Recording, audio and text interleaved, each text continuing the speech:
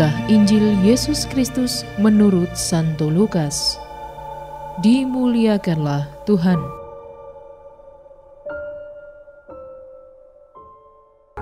Untuk mereka yang mendengarkan dia di situ, Yesus melanjutkan perkataannya dengan suatu perumpamaan, sebab ia sudah dekat Yerusalem dan mereka menyangka bahwa kerajaan Allah akan segera kelihatan. Maka ia berkata, ada seorang bangsawan berangkat ke sebuah negeri yang jauh untuk dinobatkan menjadi raja di situ, dan setelah itu baru kembali. Ia memanggil 10 orang hambanya dan memberikan 10 mina kepada mereka. Katanya, pakailah ini untuk berdagang sampai aku datang kembali. Akan tetapi orang-orang sebangsanya membenci dia, lalu mengirimkan utusan menyusul dia untuk mengatakan, kami tidak mau orang ini menjadi raja atas kami.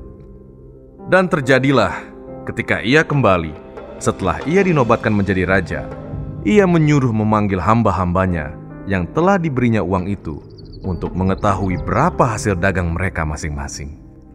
Orang yang pertama datang dan berkata, Tuan, mina Tuan yang satu itu telah menghasilkan 10 mina. Katanya kepada orang itu, baik sekali perbuatanmu itu, hai hamba yang baik. Engkau telah setia dalam perkara kecil, karena itu terimalah kekuasaan atas 10 kota.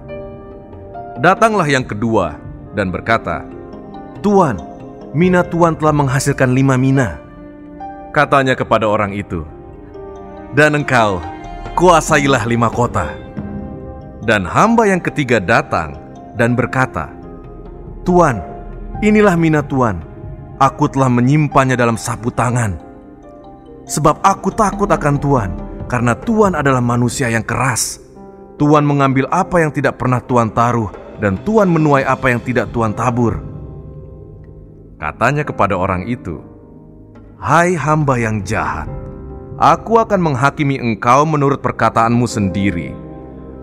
Engkau sudah tahu bahwa aku adalah orang yang keras, yang mengambil apa yang tidak pernah aku taruh, dan menuai apa yang tidak aku tabur.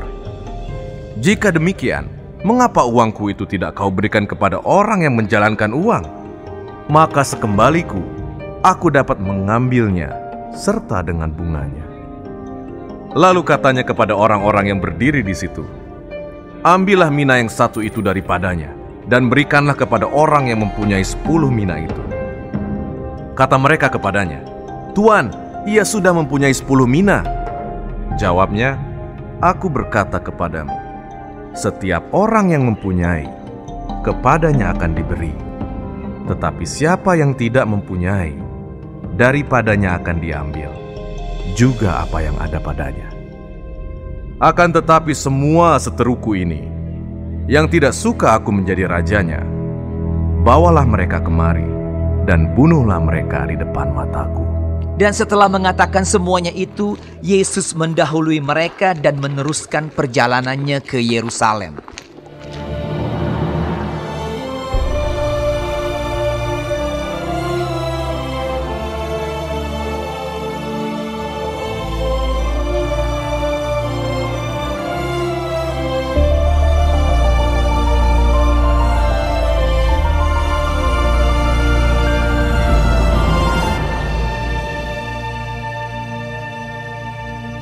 Demikianlah Injil Tuhan.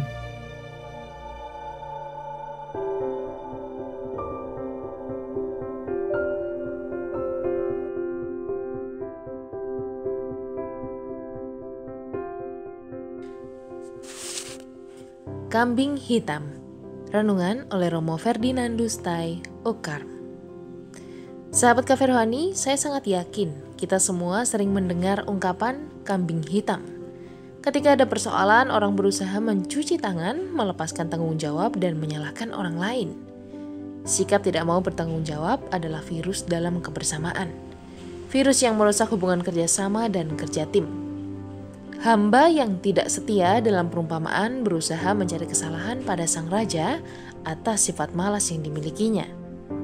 Sikap mencuci tangan dan melepas tanggung jawab atas kepercayaan yang diberikan kepadanya bukannya menyelamatkan hidupnya, melainkan sebaliknya, justru memperburuk keadaannya. Kebalikan dari karakter menjadi kambing hitam, adalah bertanggung jawab. Atas sikap tanggung jawab yang ditunjukkan oleh hamba yang baik, maka sang raja tidak segan-segan memberikan pujian dan penghargaan. Sahabat Cafe Rohani yang terkasih, kita belajar dari hamba yang baik, setia, dan bertanggung jawab. Bukan pertama-tama untuk mendapatkan pujian dan penghargaan, melainkan lebih dari itu, sebagai bentuk syukur atau tanda terima kasih atas tanggung jawab yang dipercayakan kepada kita. Kita telah diberi kebebasan untuk memilih menjadi pengikut Yesus Sang Raja. Maka kita juga diminta untuk bertanggung jawab atas pilihan ini. Kalau ada kegagalan dan kesalahan, marilah dengan rendah hati mengakuinya sambil berusaha memperbaiki diri. Bukan malah sebaliknya, mencari pembenaran diri dan menjadikan orang lain sebagai kambing hitam atas kesalahan atau kegagalan yang kita alami. Santa Elizabeth dari Hungaria, doakanlah kami supaya mampu bertanggung jawab tidak hanya atas hidup kami sendiri, melainkan juga hidup sesama kami.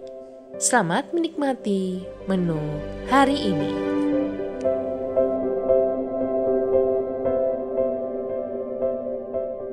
Renungan juga bisa Anda baca selengkapnya di Cafe Rohani edisi bulan ini.